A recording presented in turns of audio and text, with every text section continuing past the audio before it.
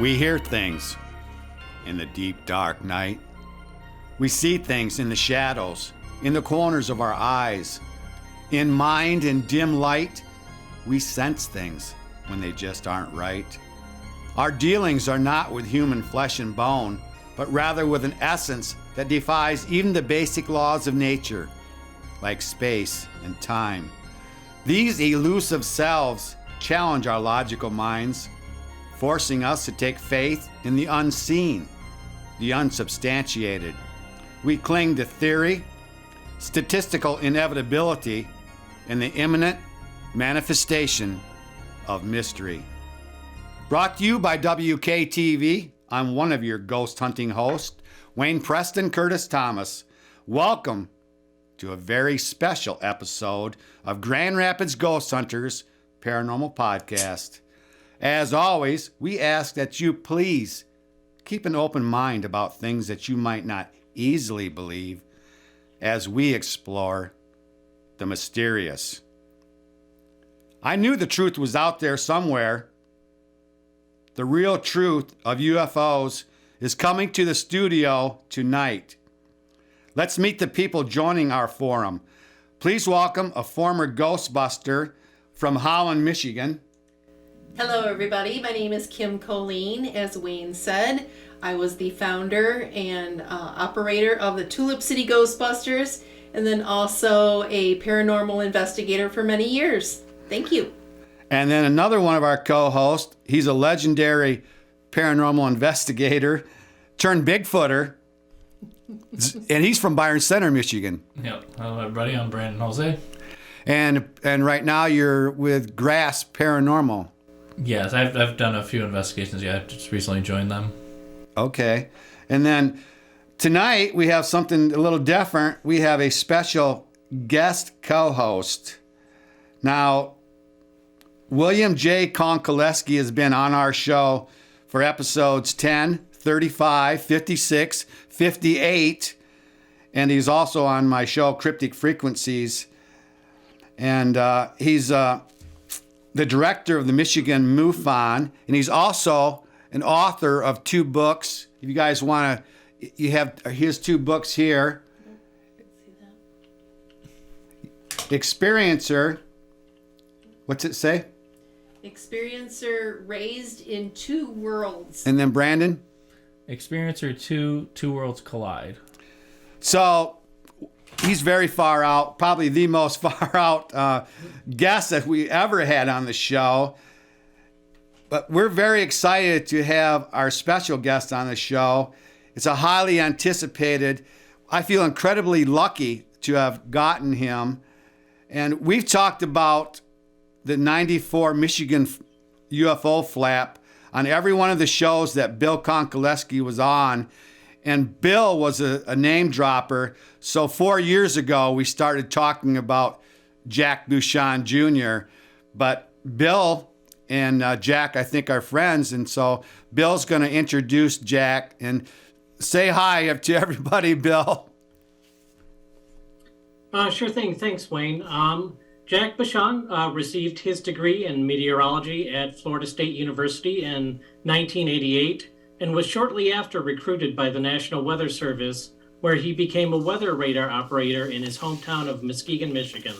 On the evening of March 8, 1994, Jack witnessed multiple anomalous large objects on his radar, making unusual maneuvers which coincided with several hundred dramatic UFO sightings at night across West Michigan. Not long after this event, Jack transferred with promotion to continue his career with the National Weather Service in Atlanta, Georgia, where he ultimately retired in 2016, now with a desire to finally discuss the events of that night of March 8, 1994, something he was discouraged from doing for so many years by the National Weather Service. Jack is here with us today to tell a story of that night's mysterious events. Thank you so much. I'm happy to be here. What a nice intro. Are you guys buddies? Are you friends? Good friends? What's that? Are you guys good friends? We kind of just met last summer briefly and spoke a couple times this year. Jack's a stand-up guy, I'll tell you that, with a few conversations I've had with him.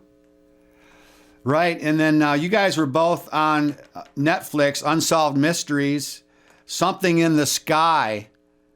And so you both had parts in that. We'll talk about that tonight, but mostly we want to hear about the 1994 flap here in Michigan. And Jack, you might have to give us the Reader's Digest version, because I saw you on the MUFON meeting, and that went for a couple hours.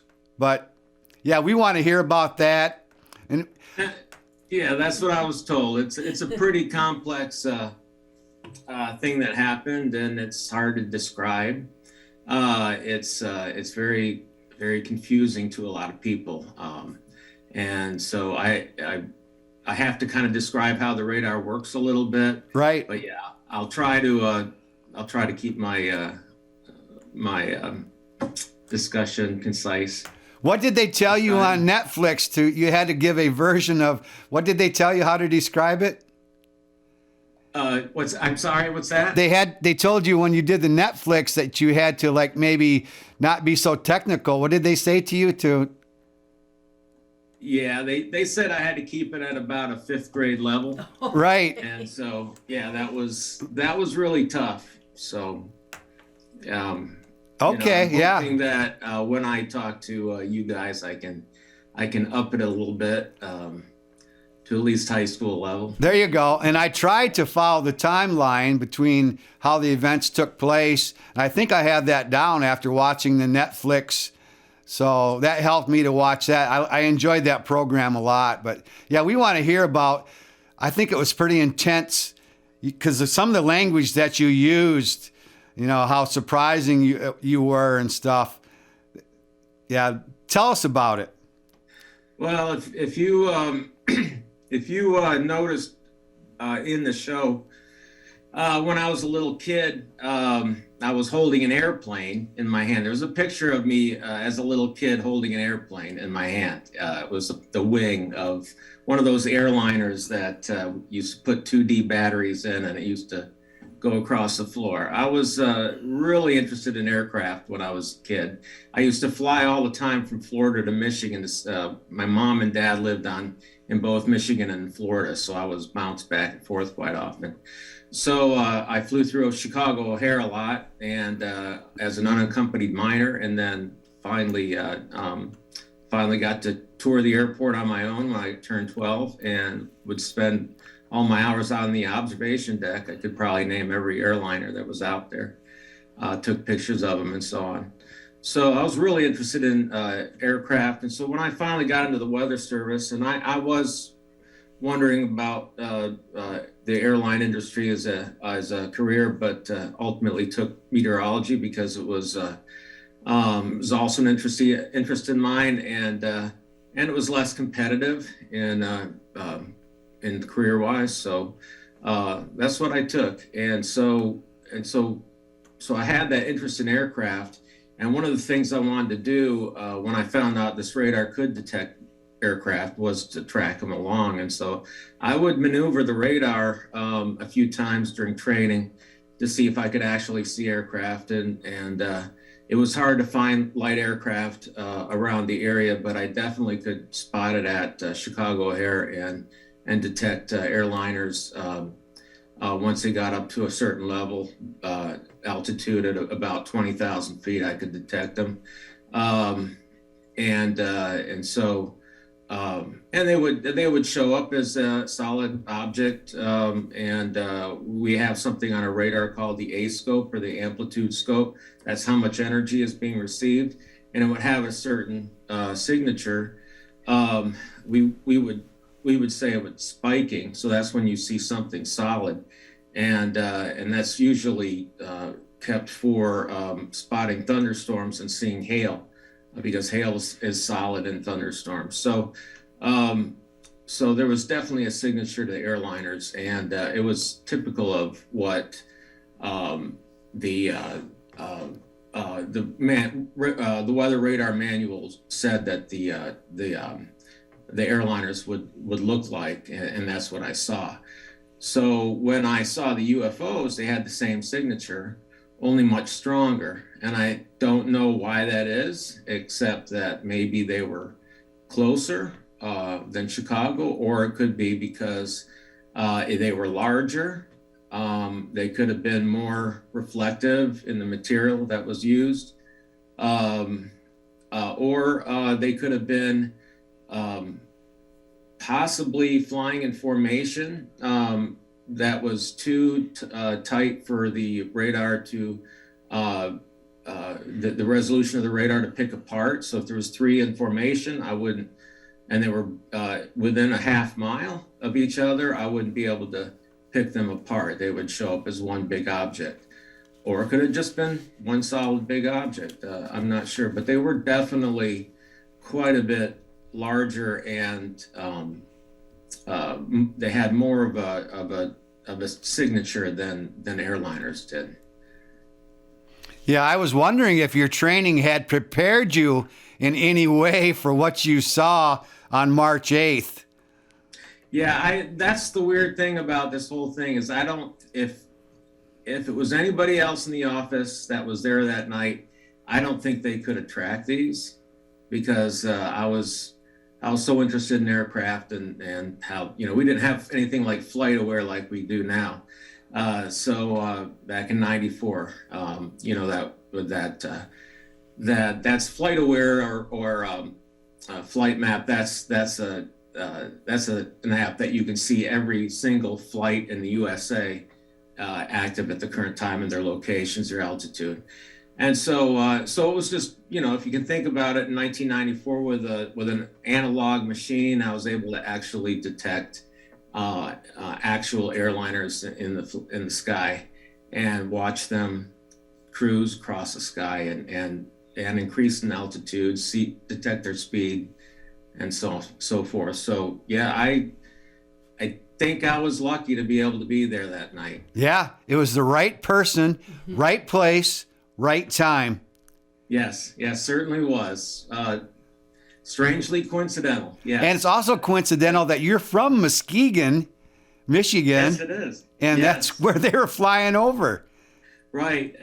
That is strangely coincidental. And also that my family has been from there for a long time. And my dad was known he was well known to the newspaper guys, because he ran the Miss Michigan pageant there. Oh. And he was also a member of the press club there. So he had a lot of friends in the press. And the funny thing is they knew who I was. All those guys knew me from parties and whatever that my dad would have when I was a kid. So when they heard my voice, they knew it was me immediately. It was but the newspapers, my dad said, you cannot release his name. Oh. But they did know who I was, And since then, have you kept your eye to the sky? I would say since I was 2-3 years old, I've been looking in the sky. Oh yeah.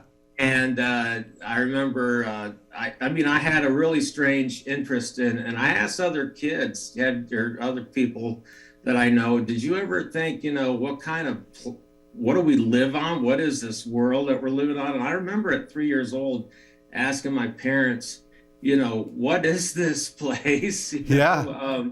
And they said, well, we're on the Earth and it's round. And I thought at that point that we were inside the Earth. Otherwise we'd fall out. But so it wasn't until a few years later I understood. Yeah, you're a far out dude. You're going to challenge Bill for the most far out guests that we've ever had on the show, I'm afraid. Now, do you think there's a stigma that comes with people that report UFOs? I think it's getting less and less now. I think there used to be. Definitely in 1994 there was. I would say about half the people that I met were interested, and they would ask me questions. It was the people that had a stone cold face and didn't say a thing that I knew, okay, I'm not going to talk about it anymore. Oh, yeah. And so after that, when I moved to Atlanta, nobody really was interested in it down here, especially at work. And I'm glad that most of the people didn't know about it. It was actually weaponized by somebody in the neighborhood. I was the president of the homeowners association, and this lady was mad at me, and so she actually sent out an email to the whole neighborhood. She Googled my name and said, "Look, we have Jack Bushong, who is well known in the UFO." Oh no. You did some opposition research. Yeah, exactly. And so of course, I know why that lady did that. She did that to make me look like a crazy man. But Well, some of the language that you used, you said kook. kook. Kook. Yeah, You didn't want to be known kook. as a kook. Kook. But what's interesting is some of the reading that I've been doing, the Navy pilots use that same word. They didn't want to be known as a kook. Yeah. Now, and the guys that you worked with, you came back to work. They had taken paper plates, made UFOs, and hung them from the ceiling. So you took some ribbing. But Oh, I took a lot of hell. Yeah. Yeah. They within 2 days of that incident, the guys in the office took paper plates and they put them all over the office. We had an A-frame roof ceiling, and so I don't know how in the world they got the string as high as they did. Oh, jeez. They must have brought in a really high A-frame ladder to get those paper plates up there. But I had a good. I didn't actually tear them down. I left them because it was a big mess. I left them for them to deal there you with go. the next day. I think they were And I came jealous. back even. Yeah. I think they were more jealous that they weren't the ones. And then there's been some witnesses that have came forward. You're still looking for witnesses to come forward. There's people that are coming forward and they're contacting me on Facebook, and also from the tips contact on with Unsolved Mysteries. So their little tips line. And so I'm trying to reach out to every one of them, and they're interesting. Most of them are within that Muskegon County, Kent County, Ottawa County, and I don't know where what's the county is South Haven. Is that Allegan County? I can't remember. But the one that I just saw was an account over in East Lansing. So that's the furthest east I saw for that one night, except for Wayne's triangular craft that he saw over near Detroit.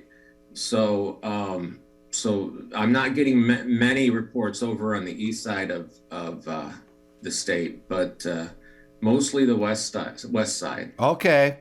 Now, Bill, your part on Netflix, you pointed out that there were 42 counties that had sightings, and that on the east side there was black triangles. Is that right, Bill? Yeah, in fact, yeah, and to agree with what Jack is saying, our MUFON reports have spiked dramatically. Our Michigan sightings have spiked dramatically since that show aired. More than 50 sightings just in the month or so since that was on, which is a lot for us. We tend to get about 200 overall in a year, and so to get 50 in a month. Yeah, so we're definitely keeping busy. And yeah, many of them are from March 8th. They're historical sightings. And people are saying, yeah, I also saw this on that particular night. And they're not all from the west side of the state. That particular night, there was, in Port Huron, somebody that reported to me that they had something that followed them home. This bright light doing crazy maneuvers following them home. And, Port Huron's, of course, obviously over on the Lake Huron side. So, all across the state, we were seeing some really dramatic stuff. And then my research tells me Michigan is up in the top 10 for UFO sightings, but Michigan is a cloudy state.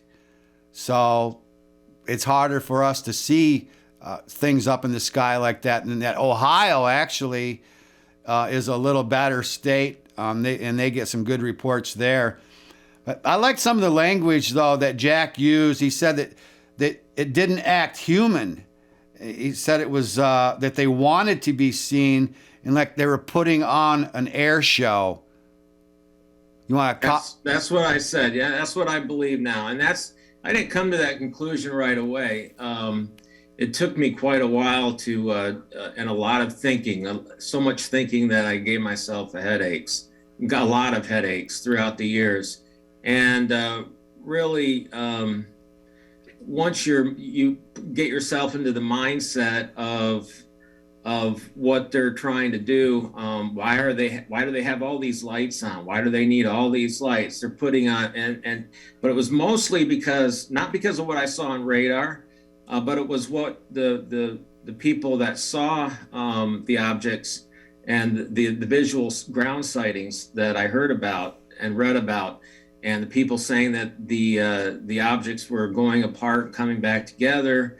They were going in triangular formation, which I saw on radar as well.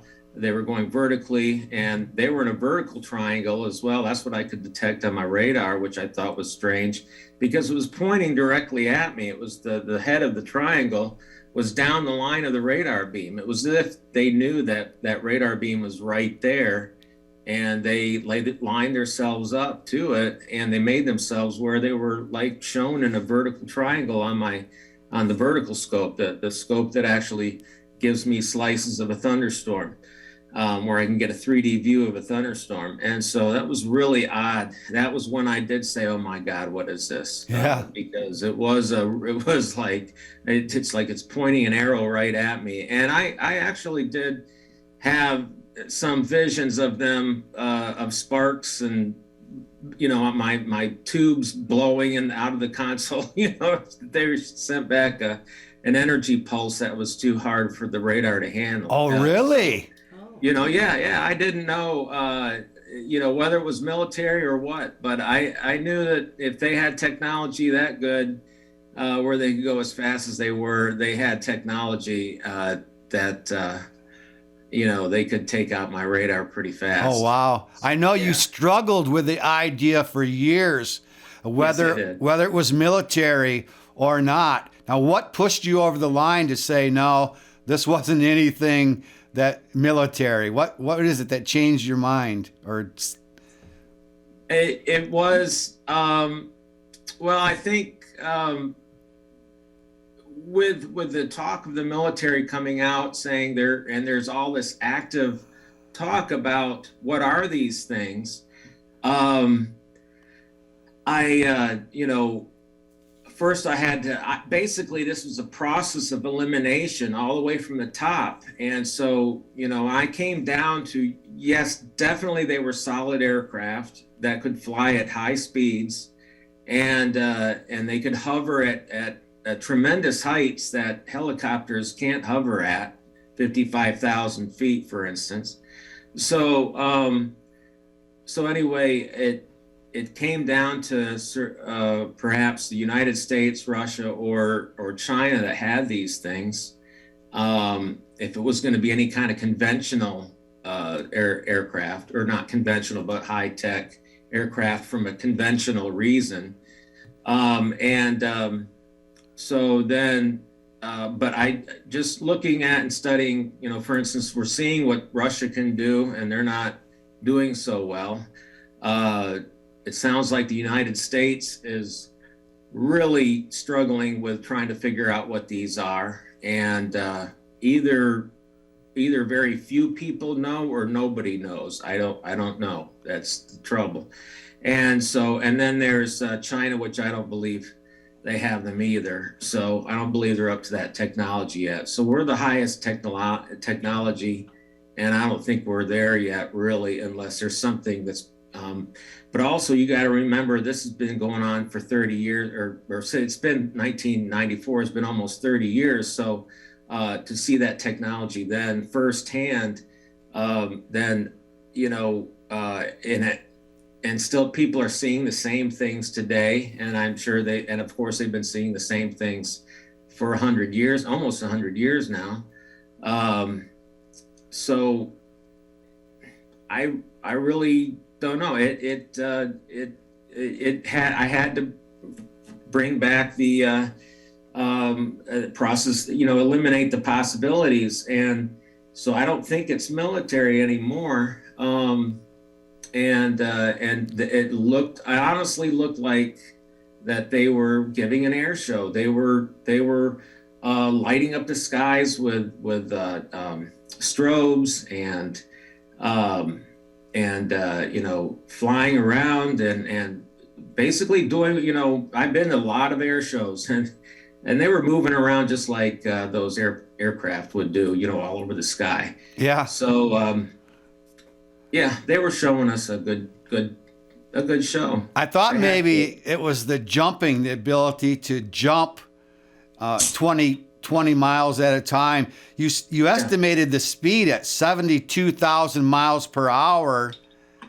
And the fastest any human has ever gone is in the Apollo command module, and that was 24,800 miles an hour. So, amazing. Yeah. I mean, we have nothing that goes even close to that speed.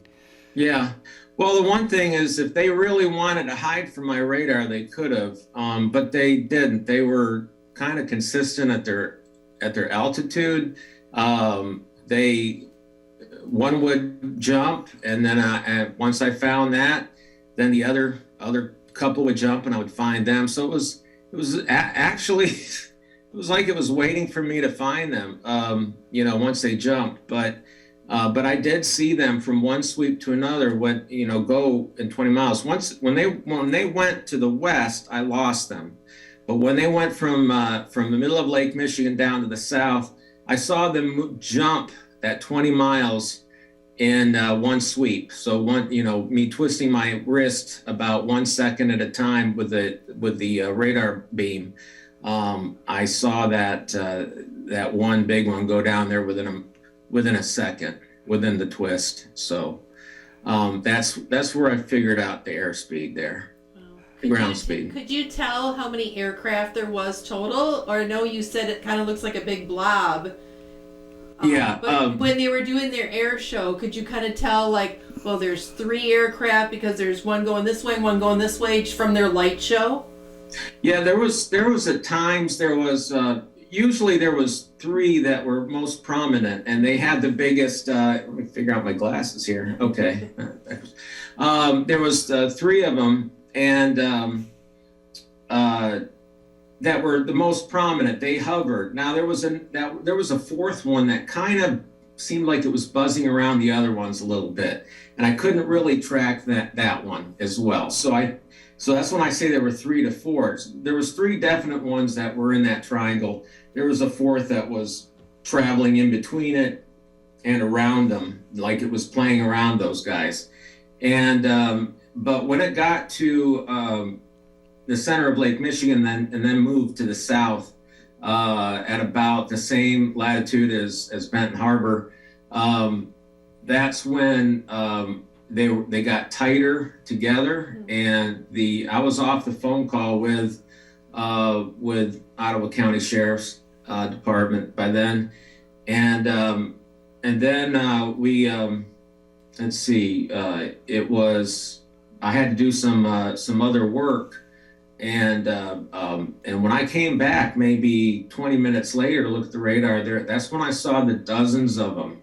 I wish I had watched them, in between that 20 minutes, because I might have seen where these other ones were coming from, because there wasn't just 3 anymore or 4. There were absolutely dozens of them just sitting around the spot, and most of them were not moving, and there would be like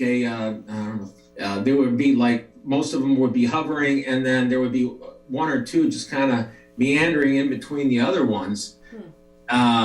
It was really weird looking. It reminded me of insects, kind of going after some piece of meat on the ground, some ants going after a sugar cube or whatever. Just this cluster of things that kind of got tighter and tighter as you got towards the center. with a few that were just kind of scattering around, not hovering. So it was really odd. And that's why that's where I think, okay, it's intelligent, but it's not. I don't see humans doing stuff like that. Yeah, it was like a convention out there over Lake Michigan, and you said that witnesses said that they were sucking up the water. Well, that's what it seems like now. I can see that. It wasn't until last year when somebody said there is a map that shows where the ice was, where the ice was and where the ice wasn't. Right. There was a map of the ice, and it came from my own agency, NOAA, and so they gave me the link of that, and for crying out loud, there it was. They were on the northern edge of where the open water was. They had gone to the south, just south enough to where there was open water. And that's where, and pretty much that was around Benton Harbor, a little bit north of Benton Harbor latitude. Now, on the Netflix, you had a weather map, and it showed the blobs over Lake Michigan. I mean, could you really make out what shape they were? What shape they could be? Yeah. Or scale. Not really. No, I wouldn't know. I might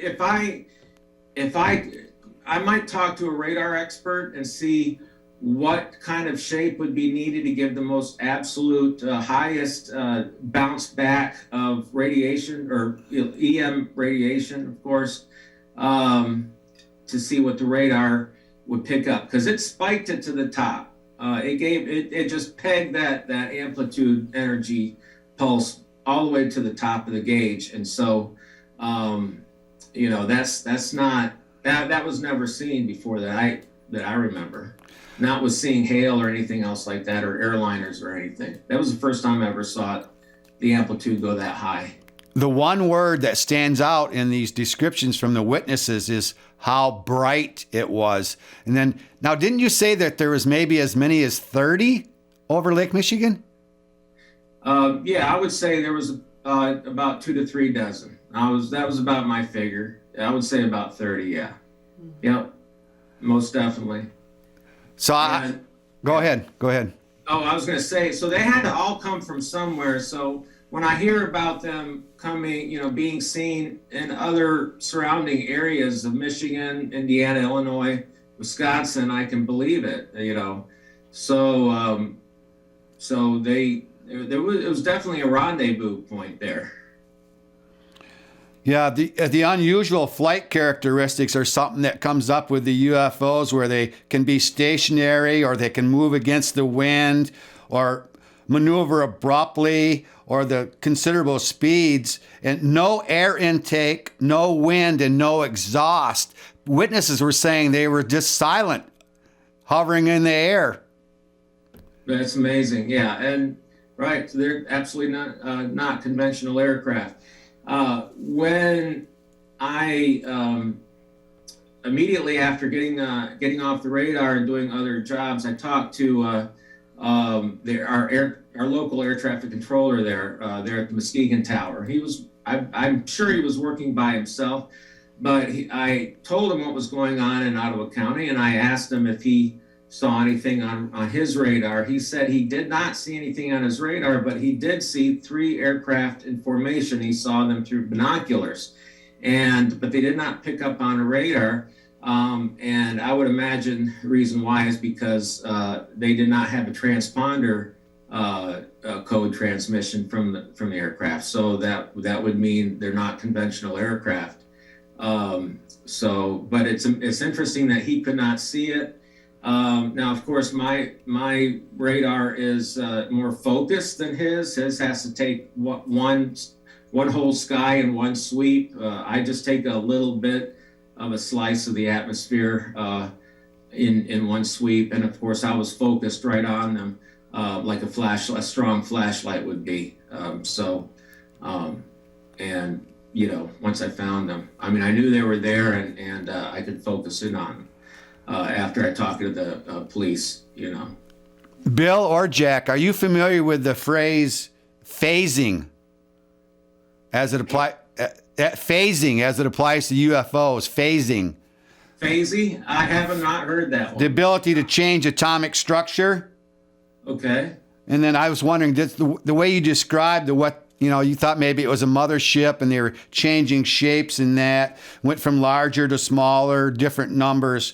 It reminds me of that phasing. That's a term that they're using to describe UFOs and what some of the abilities that they have. Oh, you mean going into different phase type? Okay, phasing, yeah. Okay, so I haven't heard that term, but I understand the changing of phases. And I didn't think about that really, but I suppose that is possible. It kind of explains how maybe jumping works. They're able to phase in and out and even it just change your atomic structure. I mean, that's not something we can do here on Earth. And Absolutely not. Yeah, No. right. You had some nicknames I thought was kind of cute. Blitz was your nickname from way back when, and then one of the witnesses called you the radar guy, but to me, you're the weatherman. I don't know. That's what I'm going to call you, the weatherman. But so much more than that. This was an incredible thing. I know they said maybe weather balloons. You said there's other possibilities, and one of them was hoax. I think didn't the sheriff ask you if this could be a hoax? Yeah, I called them back to just to make sure. Well, really, it was more of an excuse to talk to them again, to call them, because at that point I was pretty interested in them, and I wanted to tell them that they were still there. But it seemed like the dispatcher hung up as soon as they were out of Ottawa County and they were out over Lake Michigan. He hung up with me, and so but I was still tracking them. He was not concerned with them anymore. So, and also the officer couldn't see them anymore once they were out over Lake Michigan. So they got out over Lake Michigan quite fast, within a couple minutes, or as long as you hear the tape goes. Forgot how long it goes, but anyway, it was. But it was something to watch. They hovered for a very long time during their hoverings, and they would move just every once in a while.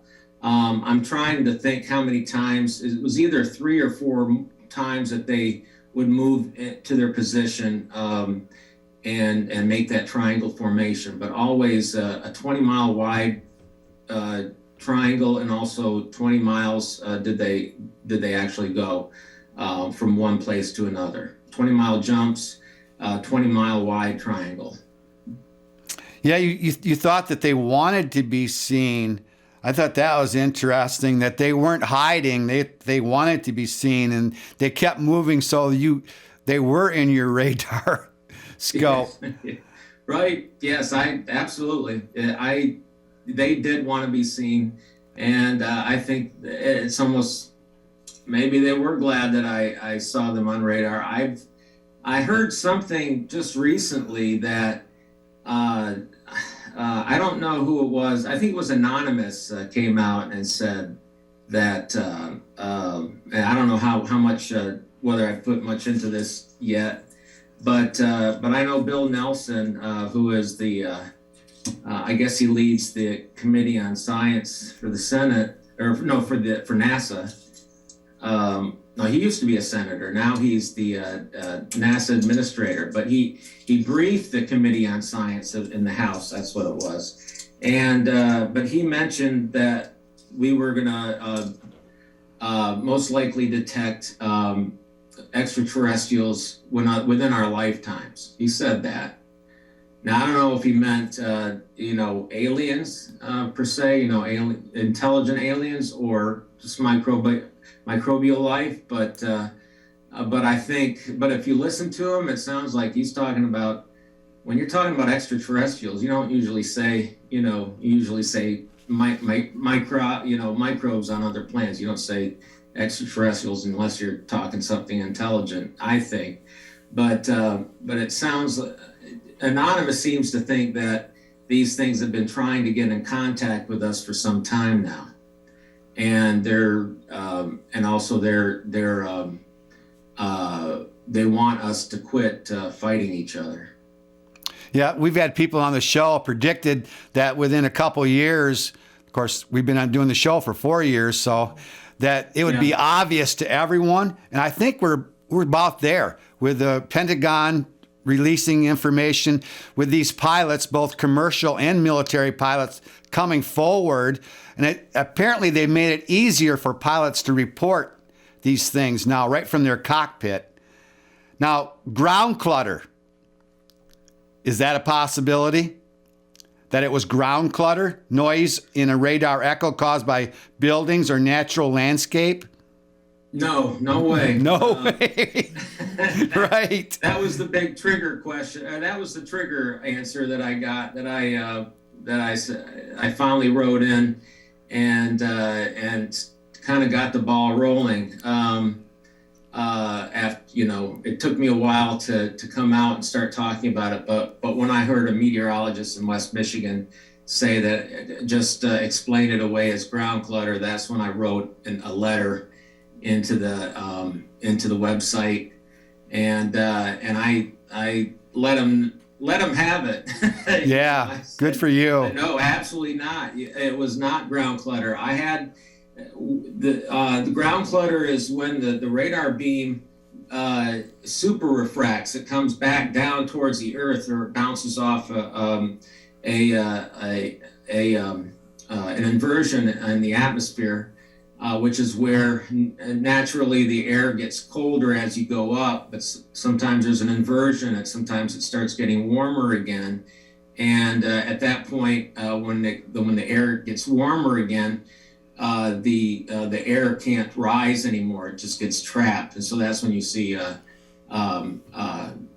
might see a cloud layer or a fog layer, which is caused by an inversion. So, but there was no fog that night. We had a pretty dry, high pressure area over us. We did not have an inversion. It was getting colder and colder with height. And so the chances of ground clutter was nil. And I could tell when there was ground clutter because you could actually see the outline of Lake Michigan whenever we were in ground clutter situations. And I had none of that night.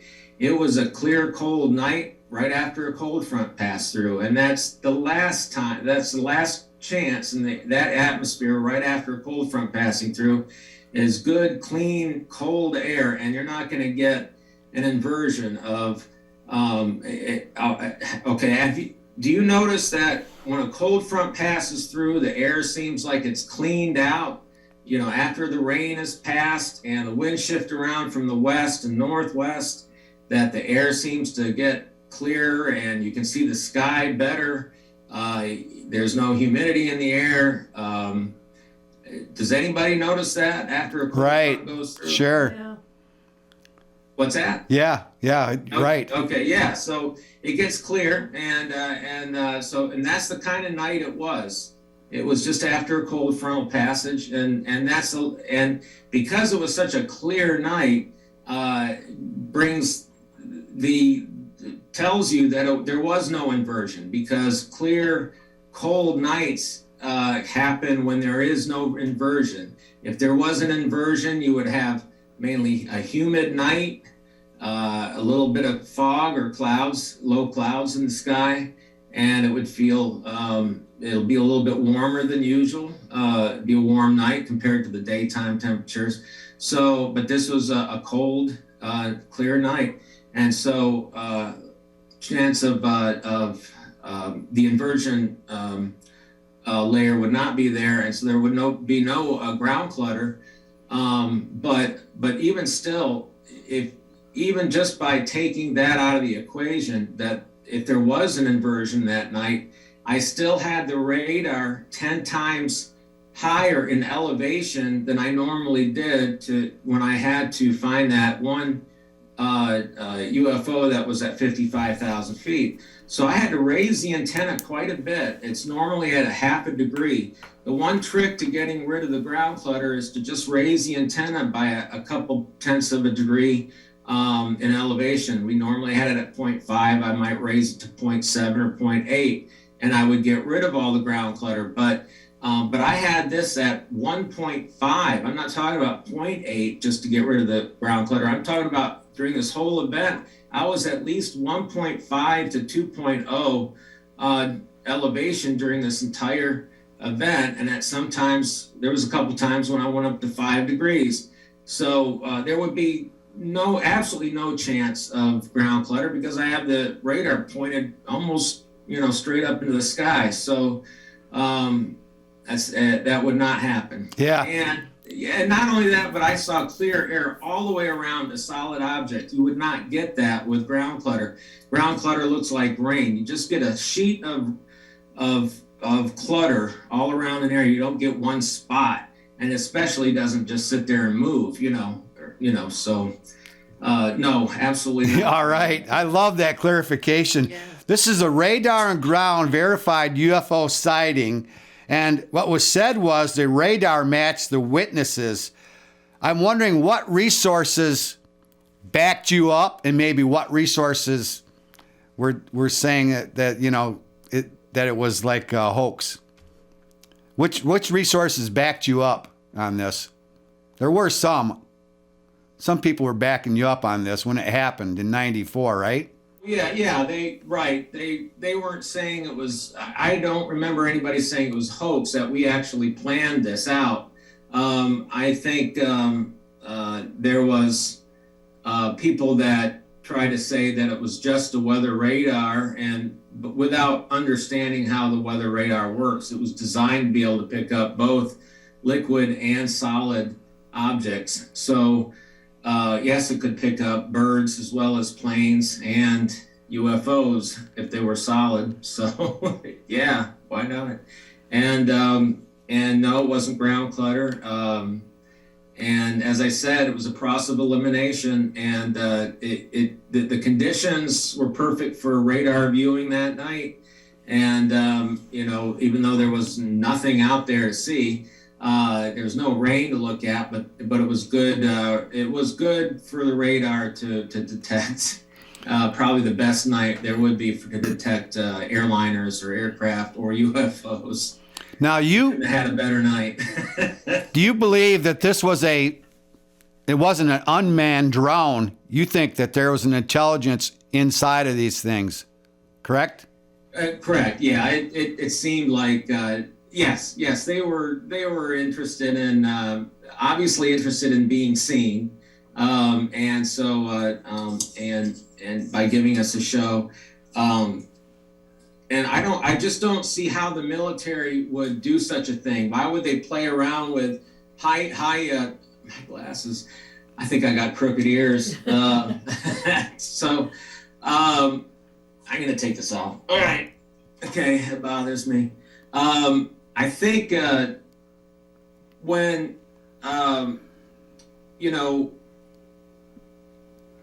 well, okay, I'm lost again. What was the question again? I'm sorry. I lost myself. I don't know. But one thing that stood out to me is, and I was a little disappointed in this, no men in black.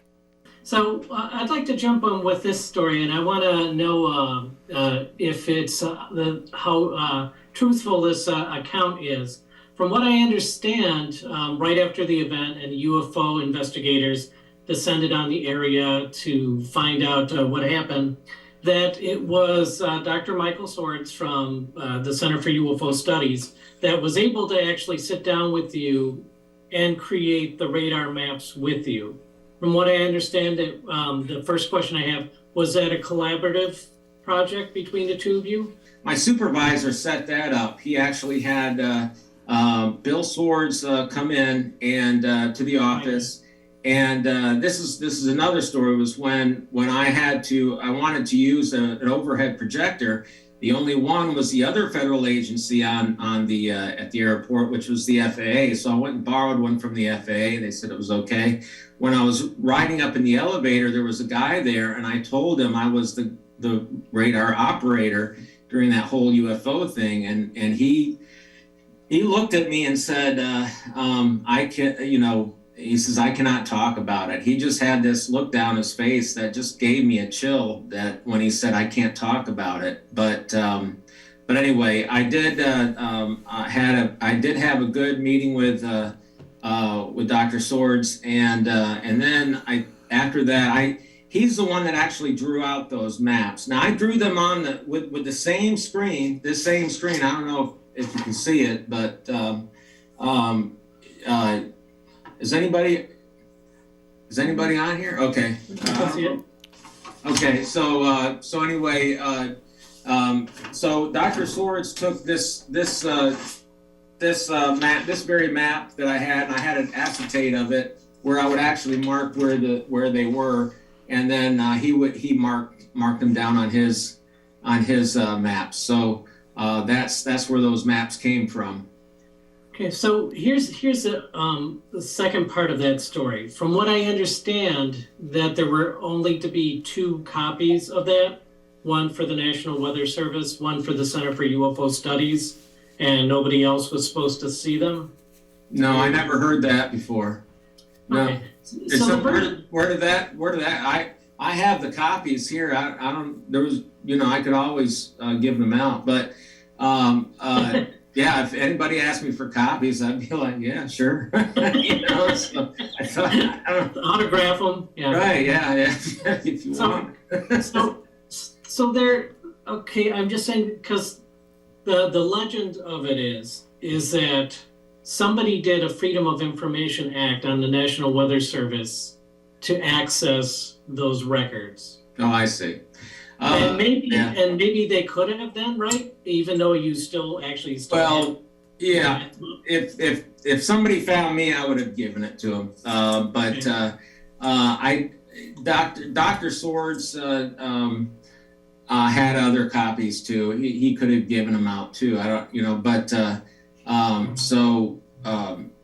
but yeah, I have all those copies, and I actually gave them out to the. Nobody ever told me I couldn't give out this information. So, you got to remember, I was out of Michigan within a few months. So, the Weather Service is in a completely different region and different state. So, I was working out of Southern region instead of Central region, which is the headquarters of Michigan at that time. And so my boss did not align with anybody else until we got to the director of the National Weather Service, and he gave the all clear for me to talk to anybody. So that was after a few years, but so I don't know where the hesitancy was.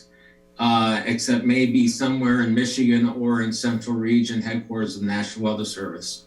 But the National Weather Service themselves, once I got down to Southern Region, gave me the all clear to talk to anybody. It's just they said, don't speculate on what it is. Now that I'm still, I was trying to figure out what it was all these years. I just wasn't saying anything to anybody until I retired. So now I'm retired and long been retired. So it doesn't matter, just like any of the Navy retired pilots. I can discuss, I have the freedom of speech. So, I can discuss it all I want. I'm so glad that you came forward. Yeah, this is going to be good things for discovering. I'm wondering what's more important to people, the transparency or secrecy? The one thing is the Weather Service wanted it to go away in a hurry because they didn't want to be thought of as the UFO reporting center. Yeah. And that's exactly what happened too. We were getting phone calls in the offices by the dozens, all the offices in Michigan and surrounding states about UFOs in the sky after March 8th. So, I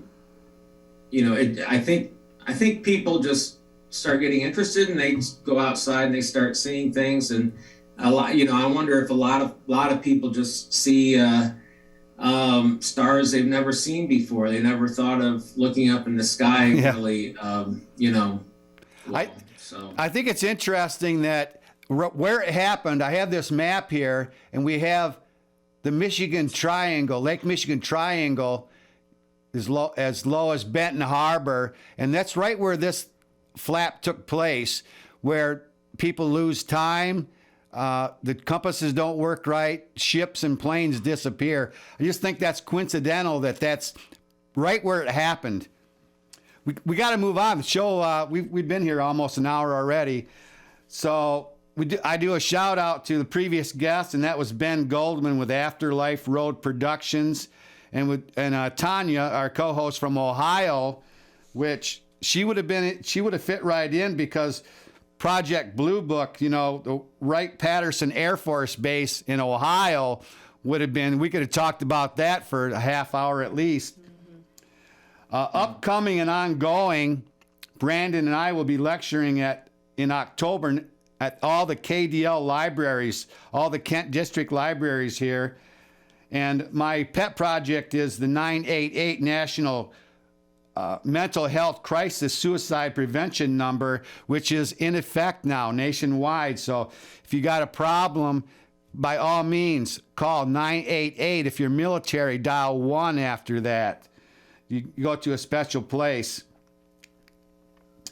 Now, I want to get the final thought about transparency and secrecy. What's more important, Brandon? What do you think to you is more important? That we know the facts or that we keep it secret so Russia and China aren't getting our secrets? It's kind of a combination of the two, because there is some stuff where I could see where, especially as like technology, where they would want to keep, it's always the race of who can be superior. Right. Where you want to keep kind of that superior stuff, but then some of the stuff of like, does it exist? Does alien life form? I think that's something that definitely should be transparent for everybody. Again, the I think world. It's all a fear-based thing too. They don't want people to be scared. Right. Okay. So, too, probably is probably a reason why they've kind of kept things hush hush. But it seems like lately there's been a little bit of them wanting to expose a little bit. But I think it's also to control the narrative as well at the same time. Yeah, the whole world wants to know. Mm-hmm. And then, Kim, I know you've brought up before, a lot of this stuff happens over military bases and training sites. So what's more important to you, keeping it a secret or letting everyone know what's going on? I think I'm going to have to go with what Brandon said. Letting the world know if there's alien life forms out there. I think we have a right to know. And if they're able to communicate with us, we absolutely have a right to know. But then again, their technology, are we ready for that sort of information? Is the world ready for that? USA is maybe number one in the world in terms of technology, but we're not even close to where these aliens apparently are at. So it's like, can we even comprehend communication and technology at their level? So it's a yes and no question. Okay. All right. Yeah. All right. Bill, secrecy or transparency? Which is more important? Well, I guess it's a fine line sort of thing. The thing about transparency and is that what we know is there are things that are in the sky. We don't know where they're from. We don't know who's controlling them. We just really have a bunch of questions after the fact that, here's something. What is it? We can't answer that question. What is it? So in terms of transparency, to say that there's something in the sky that we don't know what it is, I don't know how particularly helpful that is. When it's certainly helpful to the witnesses to let them know that, that they're not crazy. They should be treated with respect. But with regards to, the secrecy and transparency sort of spectrum, I think once we know who's coming here and why they're here, maybe there's a lot more value to a full public discourse. Though I do think it should remain in the public discourse in the form it is now. Some people see things, we don't know what they are.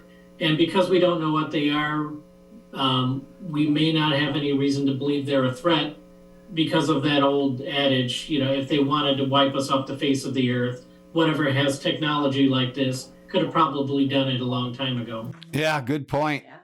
Jack, I think you represent transparency. So what is your view on this? Secrecy?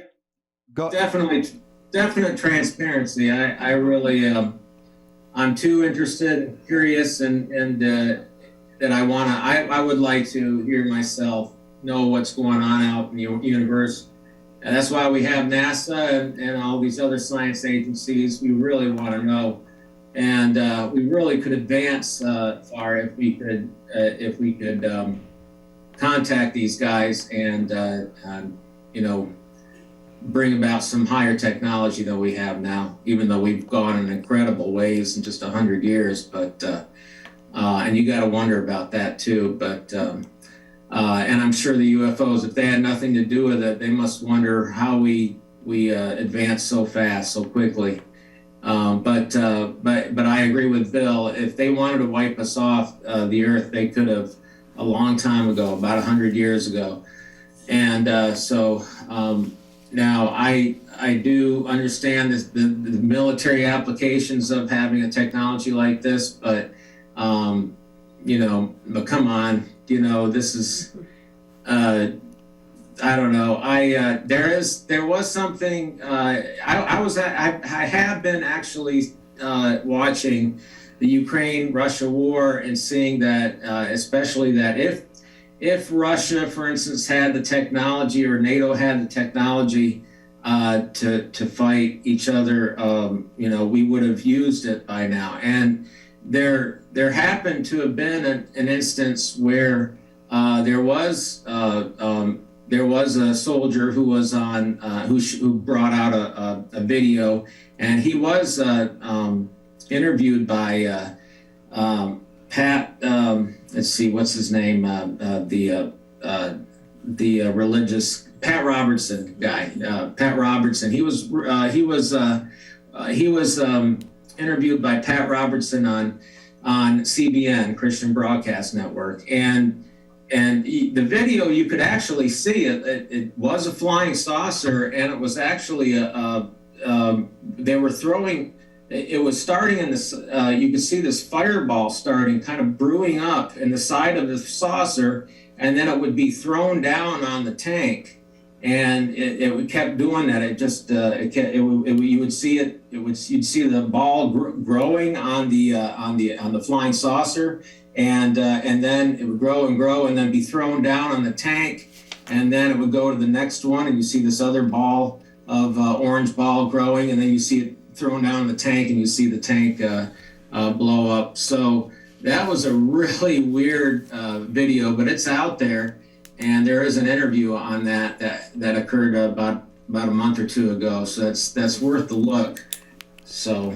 Yeah, I think there is so much to learn, and luckily we have organizations like the MUFON, the Mutual UFO Network, so doing good work there and all over the world, really. I have the inspirational thought, and then it's over. Oh, apparently UFOs are now UAPs, unidentified aerial phenomena, as they've changed the word. The militaries want to call it something else, but. Inspirational thought. I try to gear this towards my guests. I basically have two guests, so I have two inspirational thoughts. And the first one is geared towards Bill, because in his books, Experiencer, he was abducted at 2 years old, and then another every couple of years abducted again. And he says they're probably not done with him. So his inspirational thought is the stolen child. Come away, O human child, to the waters in the wild, with a fairy hand in hand, for the world's more full of weeping than you can understand. Bill, I know you're going to need maybe some magic, man. You're going to have to take some Moldavite with you or something, keep it in your pocket, because they're not done with you, is what you tell me. And then for Jack, your inspirational thought comes from Steve Steve Maraboli. My scars tell a story.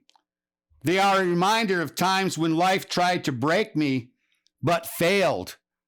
I think maybe they put you through the course, Jack, but you've come out on the other side strong. And I appreciate you coming forward with that.